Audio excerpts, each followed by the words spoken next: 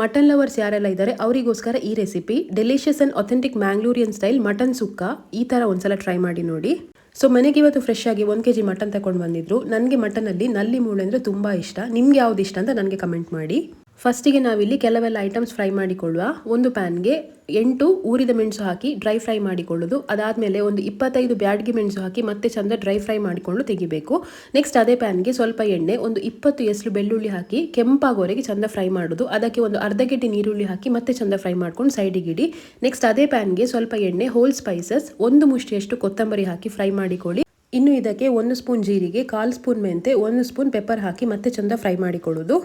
So next mixie ಜಾರಿಗೆ ಹುರಿದಂಥ ಎಲ್ಲ ಐಟಮ್ಸನ್ನು ಹಾಕಿ ನೀರು ಹಾಕದೆ ಚಂದ ಗ್ರೈಂಡ್ ಮಾಡಬೇಕು. ಇದರ ಫ್ಲೇವರ್ ಕಂಪ್ಲೀಟ್ ಆಗಿದ್ದು ಬಿಡಬೇಕು. ಅದಾದಮೇಲೆ ಸ್ವಲ್ಪ ನೀರು ಹಾಕಿಕೊಂಡು ಮತ್ತೆ ಚಂದ ಪೇಸ್ಟ್ ಮಾಡಿಕೊಂಡು ಸೈಡಿಗೆ ಎತ್ತಿಡುವ.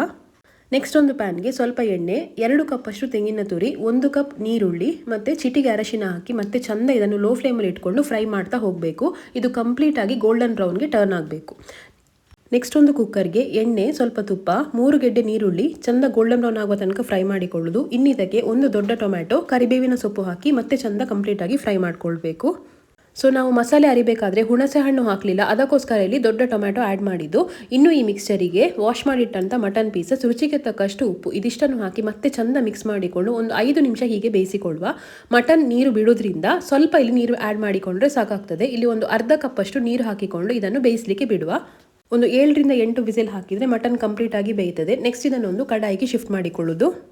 ಇನ್ನು ಇದಕ್ಕೆ ಆಗಲೇ ನಾವು ಪೇಸ್ಟ್ ಮಾಡಿಟ್ಟಂಥ ಮಸಾಲೆಯನ್ನು ಹಾಕಿ ಚಂದ ಇದನ್ನು ಮಿಕ್ಸ್ ಮಾಡಿಕೊಂಡು ಕುದಿ ಬರಲಿಕ್ಕೆ ಬಿಡಬೇಕು. ಮಸಾಲೆ ಕಂಪ್ಲೀಟ್ ಹಸಿ ವಾಸನೆ ಹೋಗಬೇಕು.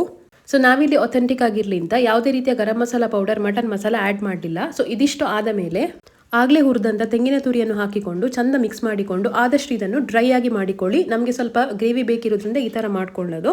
ಸೊ ಕೊತ್ತಂಬರಿ ಸೊಪ್ಪು ಹಾಕಿದರೆ ಡೆಲಿಷಿಯಸ್ ಮಟನ್ ಸುಕ್ಕ ರೆಡಿ.